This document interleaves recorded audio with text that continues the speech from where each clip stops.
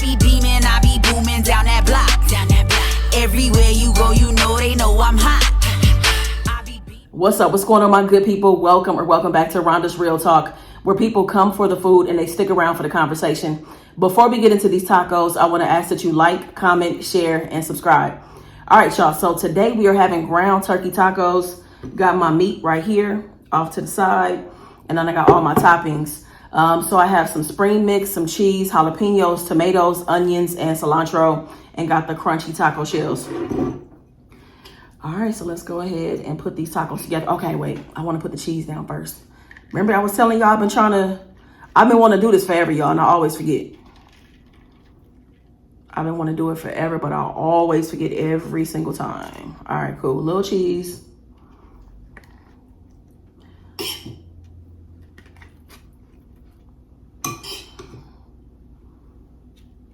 All right, so I got my meat in. I'm gonna add some more cheese.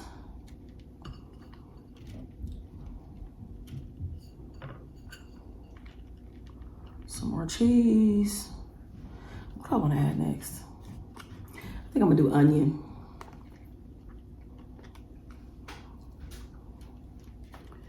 Onion. And then I'm gonna go, I think I want spring mix next, because I want the cilantro to be the last thing on there. And I still ain't got no sour cream, y'all. Went to the store. I didn't think I was having tacos though, but went to the store, don't have sour cream. Okay. All right, next up I'm adding in, I'm gonna put my tomatoes. I think I'm gonna do jalapenos after that. And then the cilantro will be the last thing. All right, that's enough tomato, jalapenos. I feel like I always gotta have jalapenos, always. I never used to buy jalapenos. I'm so glad that I like them now. Actually, I love jalapenos. Ooh. All right, cilantro is last.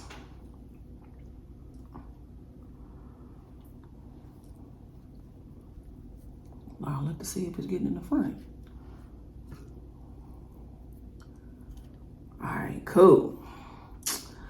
Cool. Tacos are made. And the last thing I have to do is add some hot sauce. Got some Texas Pete. I'm all out of my Taco Bell sauce, so I got to get some more of that too. All right.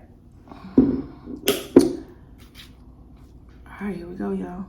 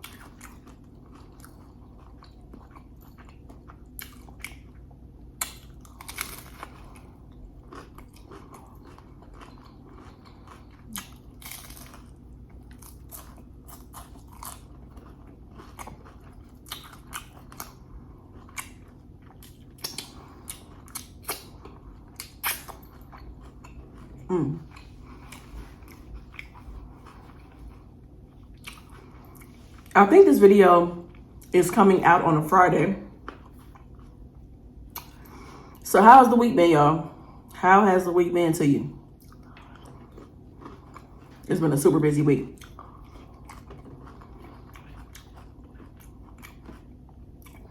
Super busy, been filming, editing, packing orders.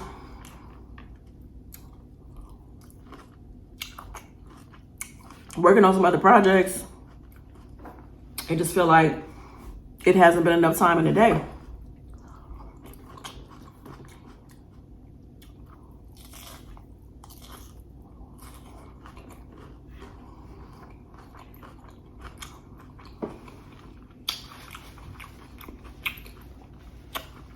Right now, as I'm filming this video, I have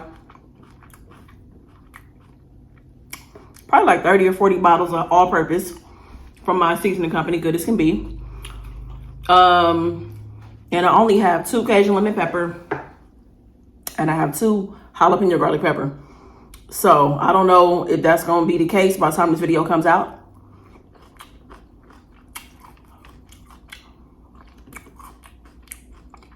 So if you end up going to the website, which is goodascanbe.co, and by the time you get there, if the all-purpose is the only thing that's left, I don't want you to think you're getting the bottom of the barrel. The all-purpose is top tier. I'm not going to hold you. But my manufacturer always sends me extra all-purpose. So I get the same amount of Cajun, the same amount of jalapeno, and I always get more jalapeno, more all-purpose. So if that's all that's left, I'm telling you, stock up. I'm telling you.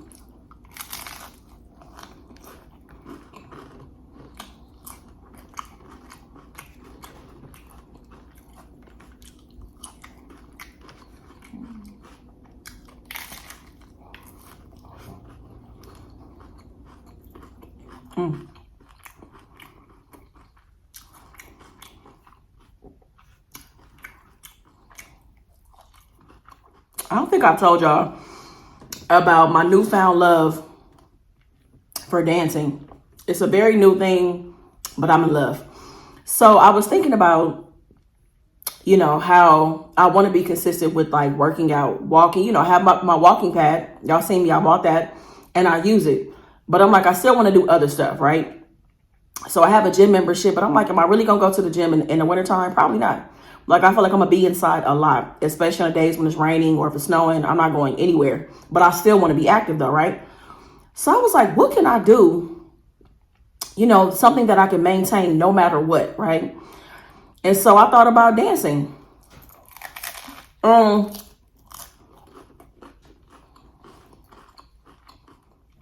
Which is interesting because I wanted to be a choreographer when I was a kid, but I wasn't like taking dance classes. But I think I enjoyed dancing and choreography because I watched a lot of music videos growing up. So anyway, when I was thinking about how I wanted to stay active as the weather was changing, I was like, let me think about dancing. So what I would do is I would get up in the morning, you know, stretch, pray, you know, thank God for another day, all that stuff. And once I was done, I was like, I'm gonna start dancing. So I started dancing for like 35 minutes, right? And y'all, I'll be over here so sweaty. So, you know, now I'm on like 40, 45 minutes. And I get in so many steps in like 45 minutes. I would say if I dance between 35 and 45 minutes, I get in about 5,000 to 6,000 steps, which is pretty good. You know? Definitely helps me to reach my goal of 10,000 steps a day. I'm not dancing every day, but I'm dancing like 3 or 4 times a week. And I really enjoy it. One of my favorite songs that I love dancing to is a song called Boys by Britney Spears. It has Pharrell on it.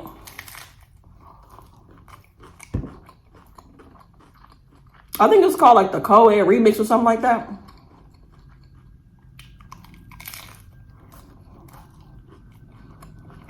Love it. But yeah, I've been dancing, y'all. I've been having fun. So I want to make sure I stick with it. And I feel good. It gives me a lot of energy, which has been great because like I said, the week has been so busy that like taking time out to like exercise and do all of that, take care of myself, is helpful to get through like, you know, my days that end up being kind of long.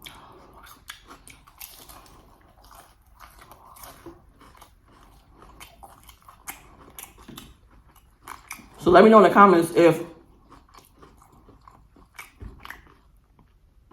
you're trying any new exercises or activities or what you're doing to stay active. Also, I just bought me a yoga mat so that I can also do yoga. Yoga gets so intense, my goodness.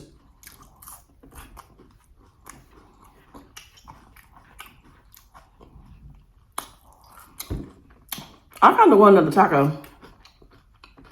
Hold on, y'all. I'll be right back. Let me give me another taco. All right, y'all. I am back. I got a soft tortilla shell. I just put it in the microwave really quick. And I'm just using whatever I got over here. All right, so little meat. Ain't really that much cheese, but we're gonna see what we can do. That's enough. That's perfect, actually. Some onions, tomatoes, a little lettuce. This little taco shell is perfect. I like how small it is. And these are the these are like the keto tortilla shells. They're like 0 net carbs. Perfect. I'm still hungry. That's the one thing I've noticed about dancing too. So I probably have been dancing for the last 2.5 weeks. And when I'm working out consistently enough, my body changes very fast. And you know, my metabolism has changed. And I'm hungry. Like I feel myself being hungry like right on the dot, every 2.5, 3 hours. I be so hungry, y'all.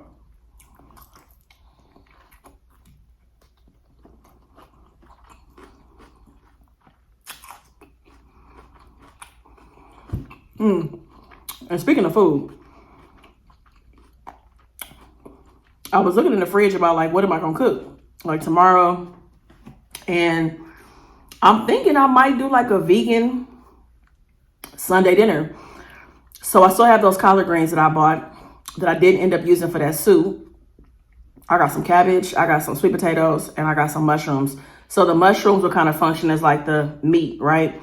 Or give you like the meatiness of the meal. I want to make some yams, and then I can combine. I want to do collards and cabbage. So I'm thinking I'm gonna do that. And I'm probably gonna record it. Let me know who is here for a vegan Sunday dinner.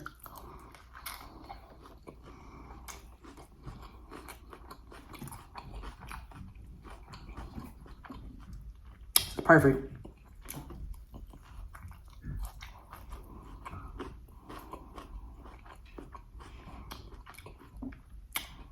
I'm about to get into a viewer topic as soon as I get done with this.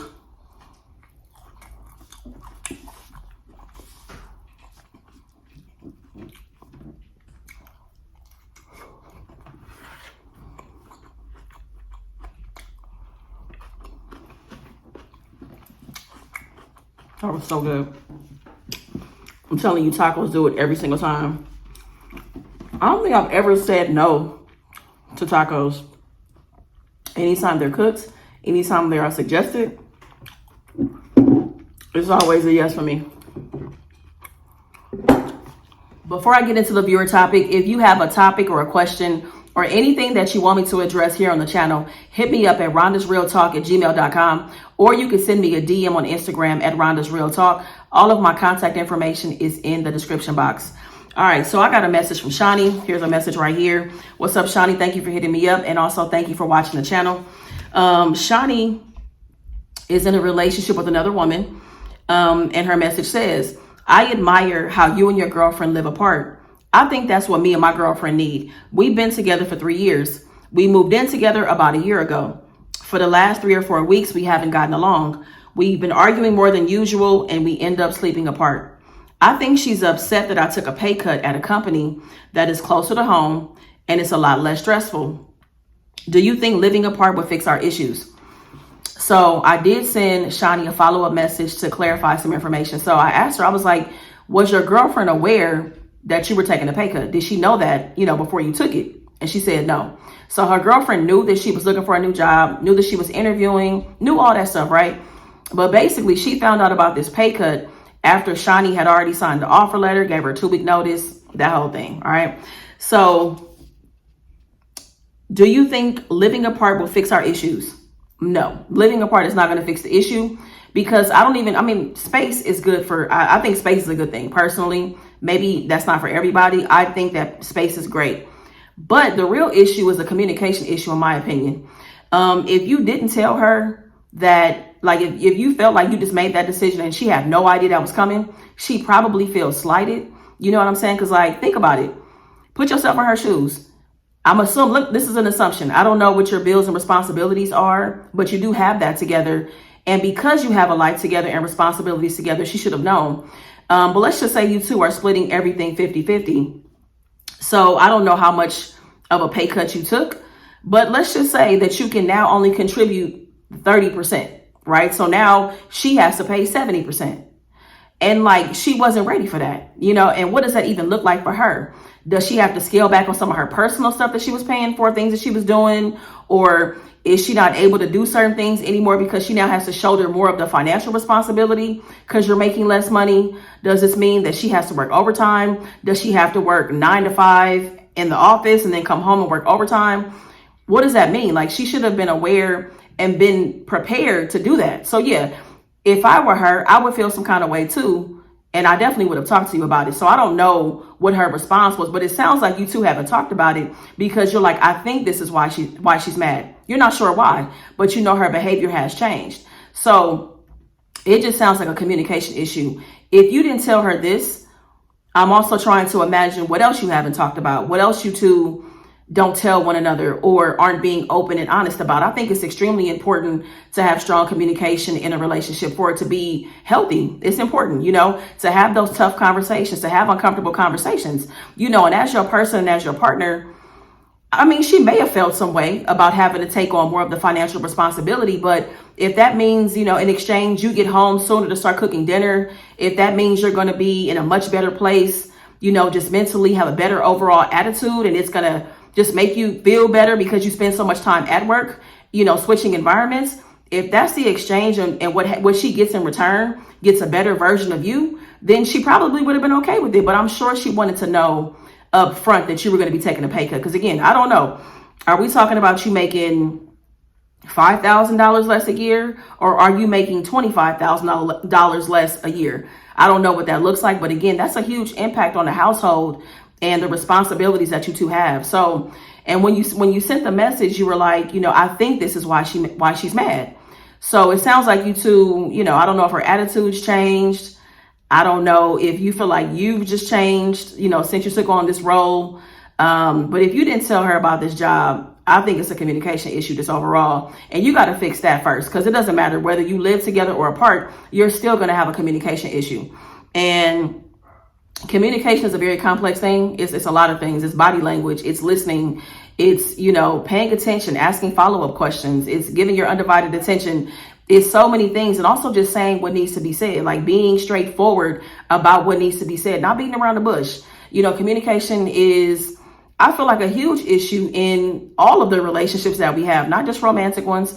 There can be problems with communication with your siblings, your parents, your friends, all of that. It can exist everywhere. And you just have to make that effort. I know, like Honey and I, we talked a little bit about our relationship during the hot pot and how we had our issues in the beginning. It was rocky and we had to navigate through things and figure out our communication. She has a different communication style than I do. And I think that that's extremely important to figure out what your person's communication style is so you can be mindful of that, and when you know what their communication style is, you also don't take it personal when they are communicating a certain way. Like, that's their preference and that's their style, right? So I think that you two have to really sit down and have a conversation. Maybe have some uncomfortable conversations as well about things that haven't been talked about, and also address the situation about, her not being aware that you were taking a pay cut. I think you owe her an apology. You know what I'm saying? I really do. Like, not including her in that. How do I feel like that you're my partner if I'm not being included and I'm not aware of the changes taking place in our household? Because she's going to have to pick up the slack somewhere or do something different. She is affected and impacted by you taking that pay cut. So I think it was selfish. And I also think that it was just poor communication. It was. So there's an opportunity to be better if you feel like this relationship is worth it. And as far as the space is concerned, I mean, that your relationship might benefit from it. It might, but you definitely have to focus on the communication part of it. Like I mentioned before, the space thing is really great for me and Honey. And it's interesting that you mentioned that, because I've had people in the comments and even message me talking about how Honey and y'all must not really like each other. You two aren't really in love. Rhonda, you've lost your mind. Why would you move across the country and not live with the person that you moved there for? All this stuff, right? I don't think it's a wild idea at all. The fact that we live apart is something that really keeps our relationship healthy. It allows us to switch up our environments. It allows us to do things that we want to do. You know, me as a creative person, like I'm creating nonstop every single day. Sometimes it's late at night, sometimes it's early in the morning. So I'm doing certain things in my place that doesn't interrupt her sleeping or doesn't interrupt what she has going on, because she's at her place, I'm at my place. But we see each other a lot.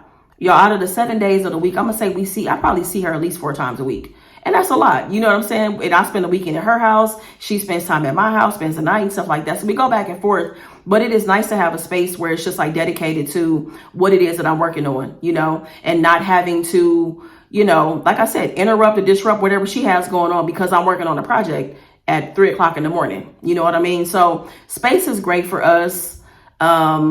It may work for your relationship down the line, but I think that you have to address the communication issue. That's where you should start. And once you open that line of communication, you know, being honest, being vulnerable, being willing to truly answer the questions that your girlfriend may have, like not scaling back or, you know, shying away from it, like really answer the questions that have to be, you know, that she's asking, and also asking some tough questions, you know, and bringing up things that need to be talked about, you know, and working on addressing things as real time as possible. I think that's one of the most important things in a romantic relationship, is addressing things as real time as possible. You know, if something happened on Tuesday, like getting around to it and addressing it within a few days, if not the same day, I think it's really important. It's tough to, you know, bring something up 6 months later. You know what I'm saying? Because it's like, I damn near don't even know what you're talking about. I forgot that even happened. You know what I'm saying? So bringing up stuff as real time as possible, I think is beneficial. It seems like the pay thing just kind of happened within the last month and a half. I think it should have been, you should have talked about it a lot sooner than that. But I say talk about it sooner than later. Like, don't let a lot of time go by before you sit and have a conversation, you know, with her to address what the issue may be on why you guys have been arguing lately. All right. So if you have anything that you can add for Shani, go ahead and drop it in the comments. Shani, make sure you check out the comments for anybody that has any feedback or advice on your situation. So again, y'all, if you have anything for me, rhondasrealtalk@gmail.com or Rhonda's Real Talk on Instagram. That's it, y'all. I will see y'all in the next video. Make the best of the day. Be good to yourself, y'all. Peace. I be beaming, I be booming down that block. Everywhere you go, you know they know I'm hot.